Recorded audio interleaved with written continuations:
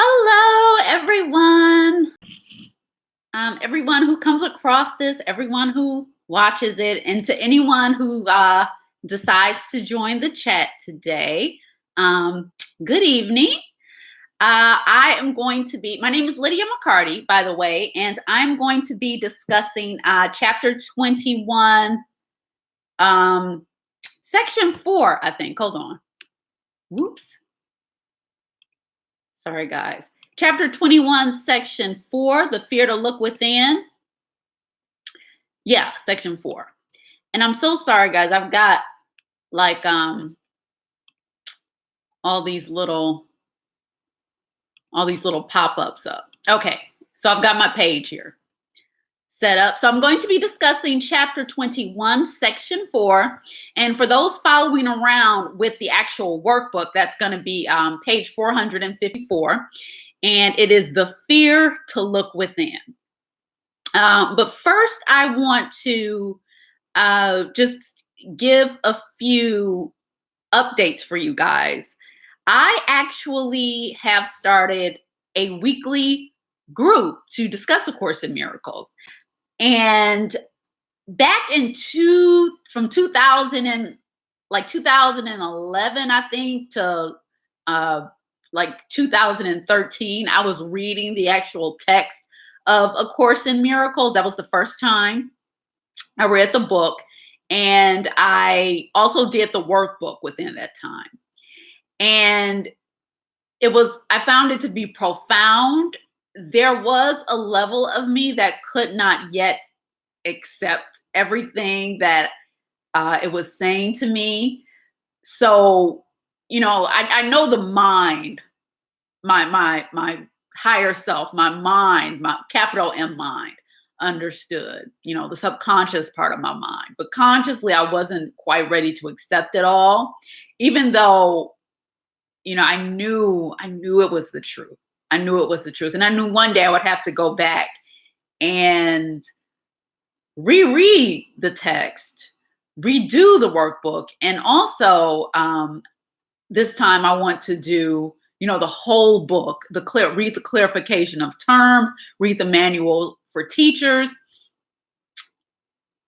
Actually, one day I'd love to write and teach about A Course in Miracles professionally. I think as far as, a career goes, why not do something you love? But anyway, I'll talk about that at another time. So to read the whole book and to actually live daily by these principles. So I have started doing that. I think Thursday, February 7th, I started the workbook, and this week I'm reading chapter 1. So every Thursday evening at 8:30 p.m., I am holding a group session on the workbook and the text of A Course in Miracles. And right now, the group is really small. I'm doing it with one other person, and we do it via FaceTime. But everyone else is free to join. You can just email me about that at returningtolove@gmail.com, or leave. That's a way to get in touch with me. Or you can leave, get in touch with me through IG. I think my name there is at the Truest North. What is my IG name? Hold on, guys. It might be Lydia's True North. Oh no, at the Truest North. That's my IG name. You can get in touch with me there. Yeah, so I would, or you can just leave your, you can even leave your name and email address, a way to get in contact with you in the comments down there. And, I can get in touch with you that way, whatever works for you. But I'd love to have more people. You may not be, I restarted the workbook and the text just this past Thursday, but you may not be, you may not have started yet. You may start later on, or, you may be way ahead of that. It doesn't I don't think it matters so much. I think we can, right now, me and my good friend Yvette, we are, on the same page pretty much. We're doing it together, but as more people join, I think we can discuss you know chapters that we all agree on, to read throughout the week. But we can also open up the discussion to other things of A Course in Miracles that people have questions about as well. So yeah, Thursday evenings at 8:30 p.m. And if more people want to join, they can't do FaceTime. There are other ways for us to connect. We can do Zoom, or we can do like Google Hangouts. That's free. Yeah, so let me know if you're interested. Okay. Also, I want to say I am understanding it on a much deeper level this time than I was, years ago when I initially read the course. There are, you go through life, you have the inevitable hard knocks in life. And as Kenneth Wapnick always says, eventually you realize nothing here really works, right? And eventually there's nowhere else to go, but you have to go within. Like there's nothing out here in the world, in the physical world, the world of multiplicity, the world of duality really works. It becomes a distraction, which is what the course says the world really is, right? It's a smoke screen, it's a veil, to keep that the ego created to keep us from going within and choosing the right mind. And so eventually, you have to, eventually we all come to a point, whether in this lifetime or the next, we come to a point where we have to turn within. And so, I became more exasperated, and I knew, it was time to come back to the course and continue on the journey of spiritual awakening. So, I may have found, I found it profound the first time I read the text and did the workbook, but even more so now, especially because I have someone to do it with. And, the first time I did it, I was pretty much doing it on my own. But, now I'm really, getting and understanding the overall message of the course much more deeply, and I can apply it in ways that I was too afraid to apply it before. So yes, so just wanted to say that it is really, and I've looked at other spiritual paths, but I do want to say A Course in Miracles seems to be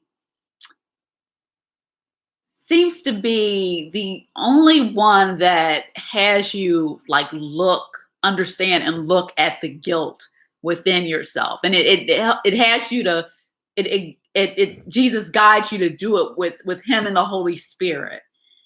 And I don't really see that in other spiritual paths, looking at the guilt from the belief in the separation, from the belief that came with the belief in duality.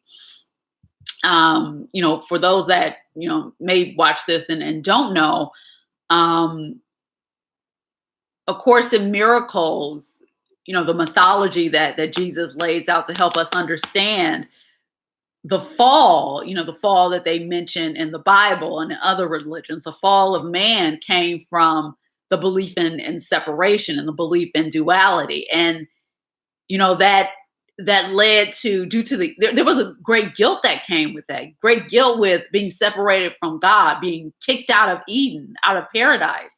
And that led to total chaos in the mind of the one Son of God, which led to repression, projection, and then a world of duality and multiplicity to keep us occupied. And because there's war in the mind, there's constant war in the world as we seek to maintain our sense of individuality.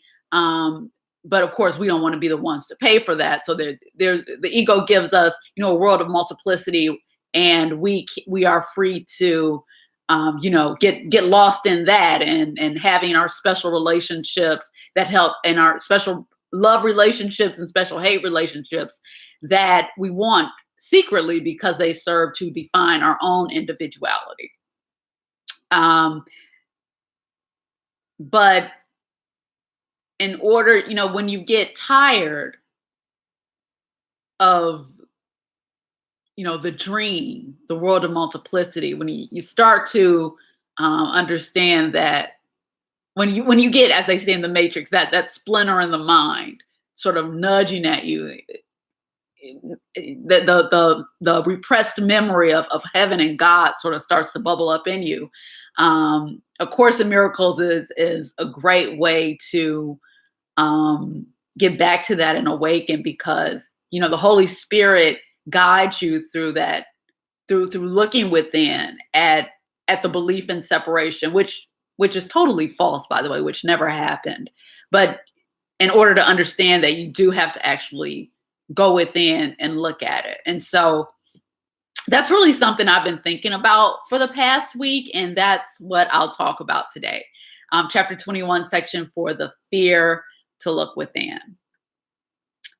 So I just want to say, in chapter 1, what got me started on thinking about this is that in chapter 1, section 3, Jesus states, "You are the work of God, and his work is wholly lovable and wholly loving. This is how a man must think of himself in his heart, because this is what he is." And there was a part of me that, I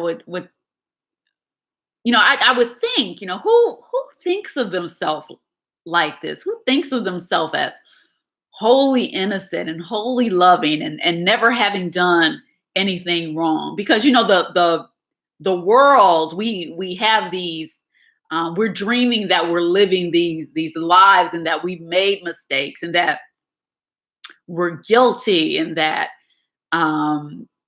we are not wholly loving, that we are not innocent, that we are not without sin. And we see other people that way as well.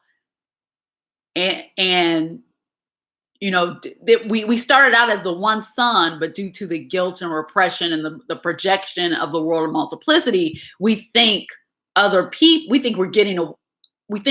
are different from us, when really it's just one son, one ego appearing as many here.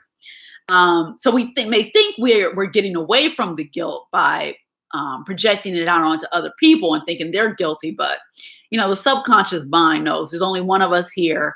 And how you think of someone else is how you think of yourself. So we that believe in individuality and separation, which is most of us here, other than, a few enlightened, few awake beings walking around here, we believe in separation and the guilt and the sin that comes with that. And yeah, so that really stuck out to me. That that's not easy to do. Seeing yourself as wholly lovable and wholly loving and innocent and sinless and guilt-free, and just a child of God in need of your own love and compassion. Most people, I was talking to a friend about this, the way most of us talk to ourselves in our minds, we never stand for that from someone else. But it just goes to show the level of self-loathing that we all have. And I don't know if I mentioned this last week or a couple of weeks ago when I was last on, but I've been listening to a lot of NDEs, or near-death experiences, and they all talk about how, they go to this in-between place, and they're able to feel the love of God, this it's like a love that's alive, and everything there is made of that love, and it flows through them. And it's a love that here on earth, it's concealed with fear, which stems from the belief in separation. And they say it's almost impossible to feel that. It is impossible. They've never felt that kind of total love here on earth. And that always reminds me of the love that Jesus says God has for us, um, in reality, in heaven, which is reality. And there's another part of the course which I can't remember where in which part of Jesus says this, but he talks about how we cannot even begin to understand how much our Father loves us, and how much he loves and adores us, and in reality how much we love and adore him. And yeah, so yeah, that is something that also sort of um, brought me into rereading this section, the fear to look within. What is it that's keeping us from experiencing this love, and how do we get back to it? Okay, so I've always noticed, especially, well, certainly since I've started A Course in Miracles, that there is, like, I don't like to be alone with my own thoughts. So I'm always preoccupied. Like, I've got it, music on. I've got, the TV on, Netflix going. There's all these problems we think we have in the world that keep us preoccupied. I have this thing where I always want to keep the mind preoccupied, and I dislike silence. I dislike being alone.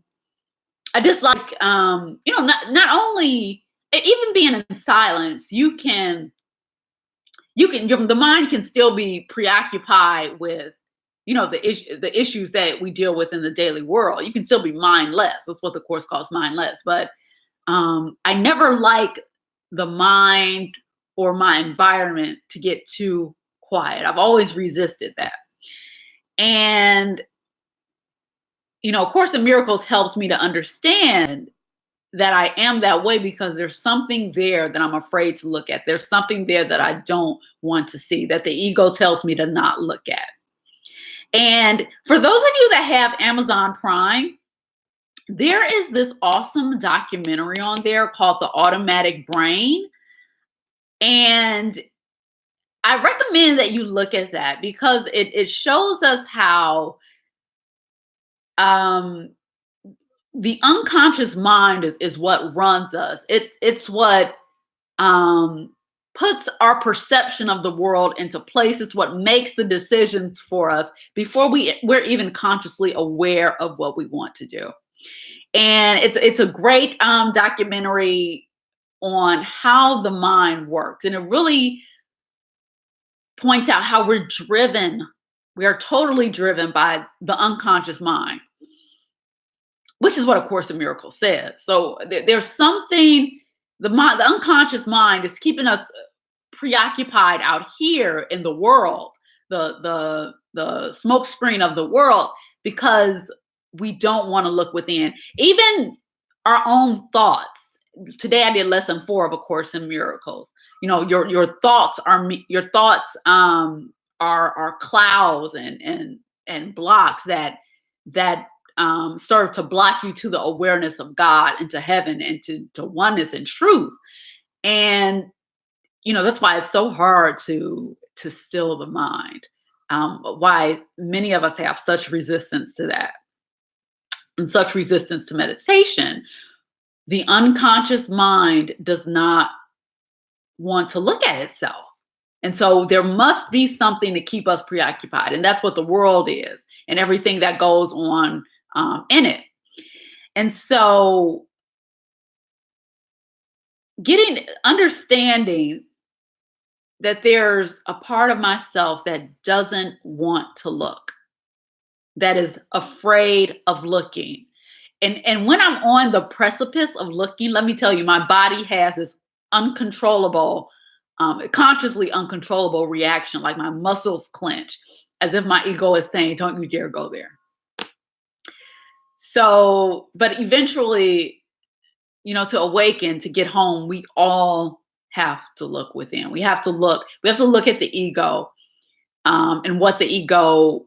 We have to look at the ego, because I remember David Hoffmeister said this. Like, the ego has drawn this elaborate spider's web, which is what the world is, and all our functioning in it. And it's hidden in, the ego is the tiny spider hidden in the web. And it wants you to be preoccupied with the rest of the web, because it doesn't want you to see it. But eventually we have to find it, and we have to look at it, and we have to face it. And so in paragraph 1, Jesus says, the Holy Spirit will never teach you that you are sinful. Errors he will correct, but this makes no one fearful. You are indeed afraid to look within and see the sin you think is there.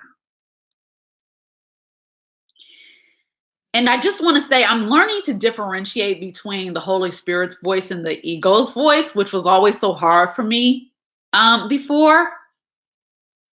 And it's really this: the Holy Spirit is kind. The Holy Spirit is loving. The ego's voice, it's always, even when it tries to disguise itself as a Holy Spirit. And it's freaky, like, just thinking about this, just looking at the mind and the ego, our own ego, and how it operates. It speaks with, it tries to speak with, like, this authority, and it's always, it tries to, if you ignore it, ignore what it wants you to do, it tries to scare you. That's often something my ego tries to do. It'll bring up, it'll flash these what I perceive as scary images, fearful images into my mind. And I know that's the ego trying to scare me into choosing to perceive the world with its voice instead of the Holy Spirit's. But the Holy Spirit will never teach you that you're sinful. It's love. The Holy Spirit is loving, and it's kind. So we're afraid to look within. So paragraph 2 to 3, I want to read these sentences. Beneath your fear to look within because of sin is yet another fear, and one which makes the ego tremble. What if you looked within and saw no sin?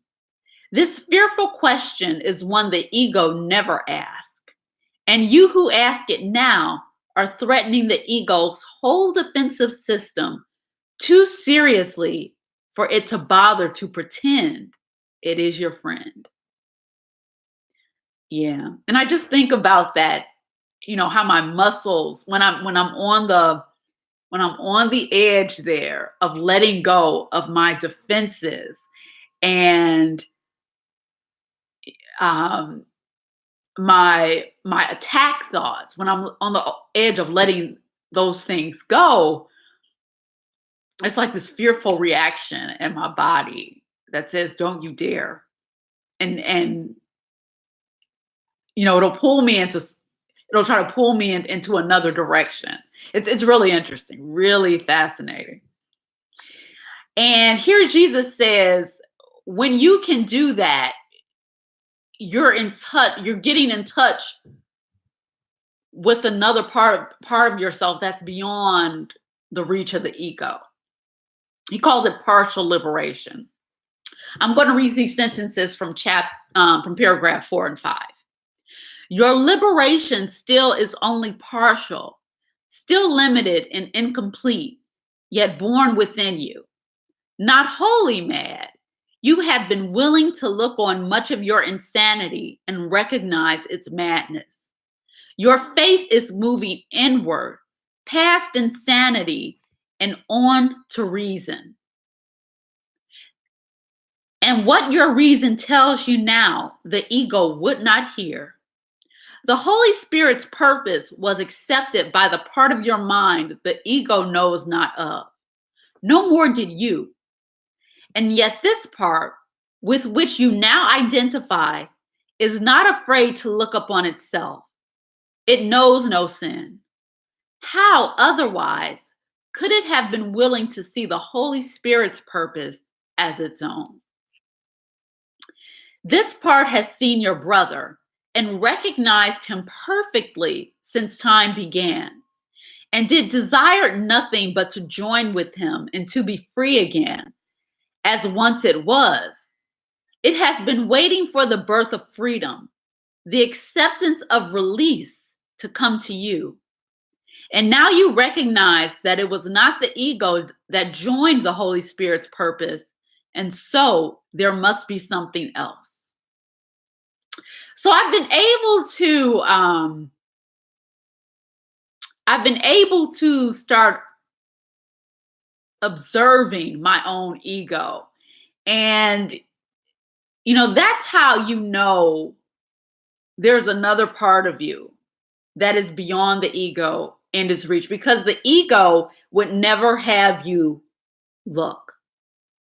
It doesn't want to be found. It wants you completely immersed in the virtual reality that is this world, the hologram that is this world.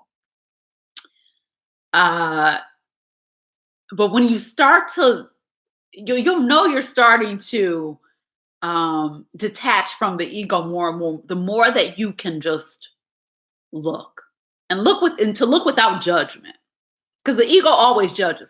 Judgment is how we separate ourselves from our brother, which is everything else we see in this world. Yeah. So just interesting. That means you're no longer, that means you're no longer holy, and saying you're no longer wholly at the mercy of the ego and its perception of things. When you can step back and observe your own madness. Also, okay, so I wanted to say here, I'm realizing that the MO of my ego, of myself, of Lydia McCarty, has always been to establish and maintain my own identity. Everything I've ever done in my life, what the world will call good and what the world will call bad, both of them, they have all been to, and I want to go back here and say, not the acts of love that were coming from a selfless place. I do want to exclude them.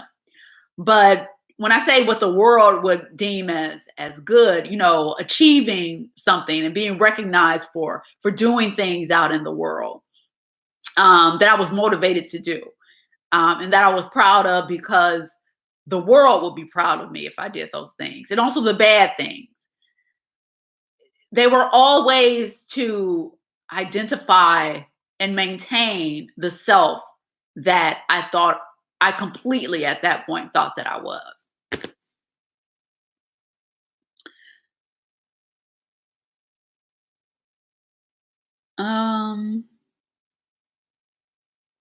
Okay. So I wanted to say here, paragraphs. I wanted to go into paragraph 6 here.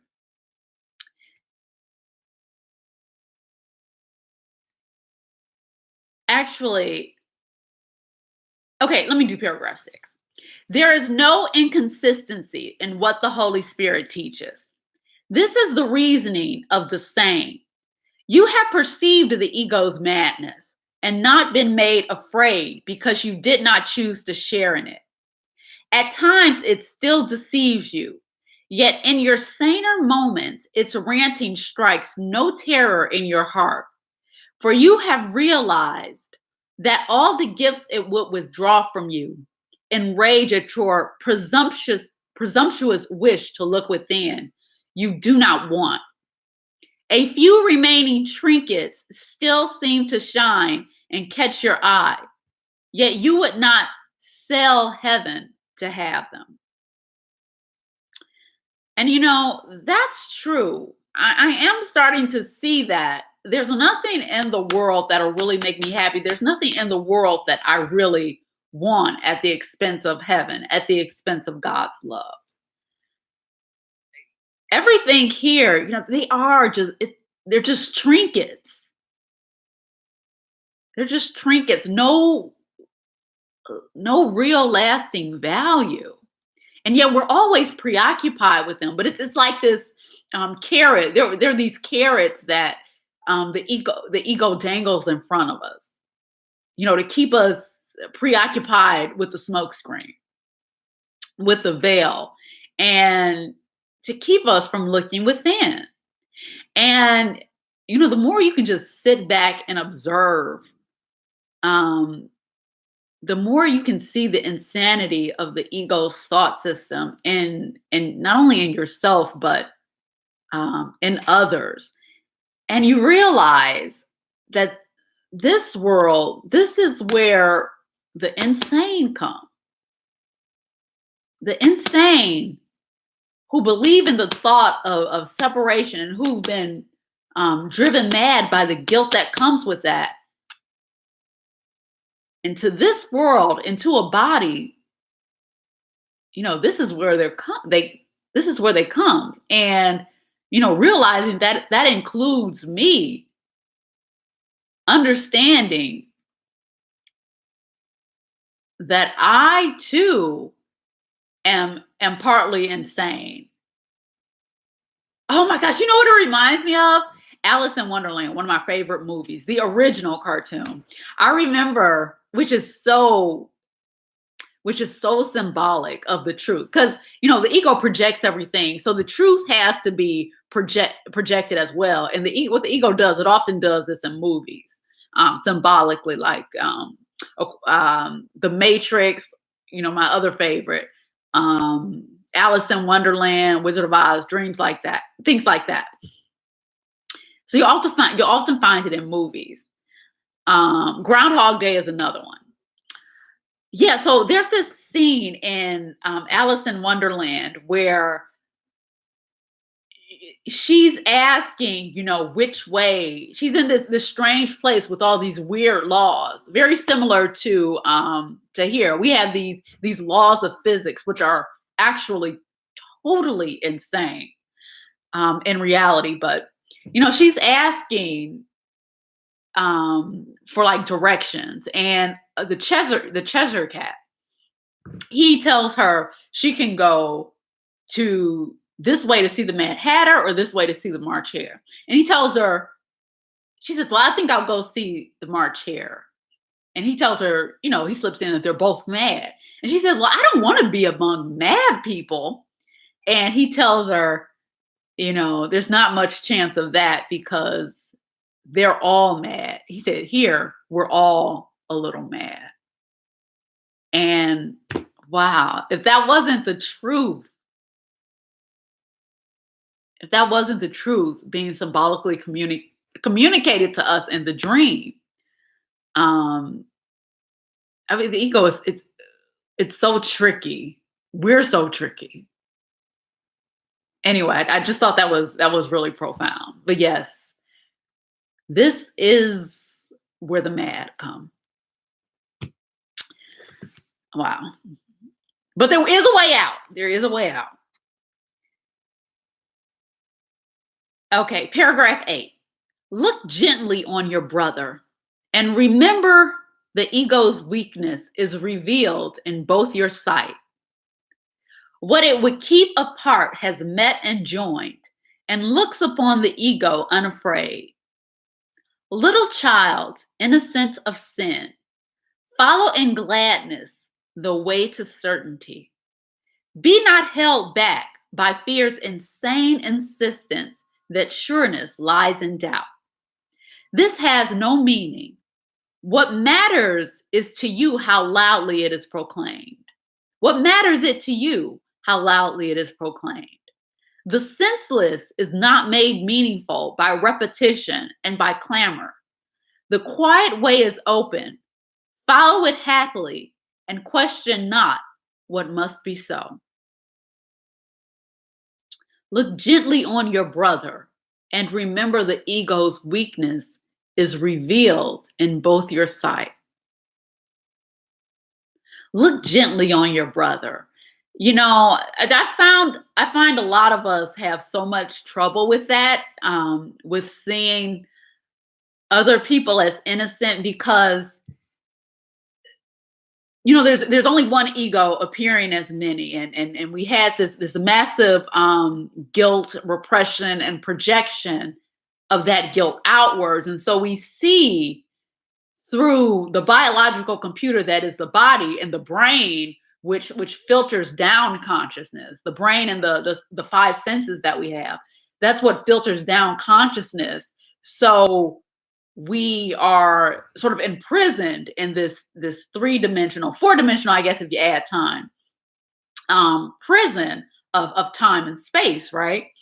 And here, we perceive other people to be outside of ourselves, and for the guilt to be outside of ourselves. And we perceive that separation is real. And to admit that, because it's very easy to see the guilt in someone else, but to admit that is the guilt that we're seeing in them is the guilt that we believe is in ourselves. That's very difficult. Seeing beyond the form that the body's eyes show you, the images that the body's that the brain and the body's senses present to you, seeing beyond that, beyond what is just a veil. It's not easy, but they are, in actuality, the outside world, the world that you experience, is a reflection, an outside picture of an inward condition. I think it says that in another part of the course, an outside picture of an inward condition. And looking beyond the form, and forgiveness of what we think is going on out in the world, the crucifixion, forgiving the world and loosening it from what we think it is. The unconscious mind will understand on the deepest levels that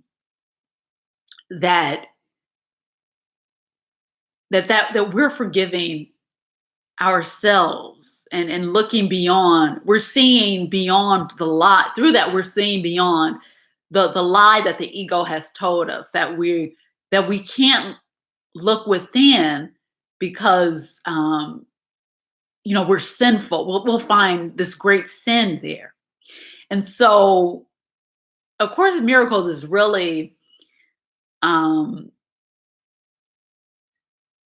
through miracle working, which inspires us to action, and to looking beyond the form that we think we see out there. We can sort of bridge the gap or climb the ladder between the guilty, sinful self that we think we are, and we can cross the bridge to that sinless, innocent child of God. And that's what will lead to our gradual awakening. When we see, the ego will try to scare us from looking within, but through forgiveness, really, we can come to see that. We can come to and forgiveness is done with the Holy Spirit. It's choosing the right side of the mind. We can come to be led gently by the Holy Spirit through the fear, through the carnage and the wreckage that we're certain that we'll find. We can be led through that illusion that the ego is telling us, and we can be led to sanity and spiritual sight and a more peaceful dream. And with that, a gentle awakening. I think Jesus says elsewhere that A Course in Miracles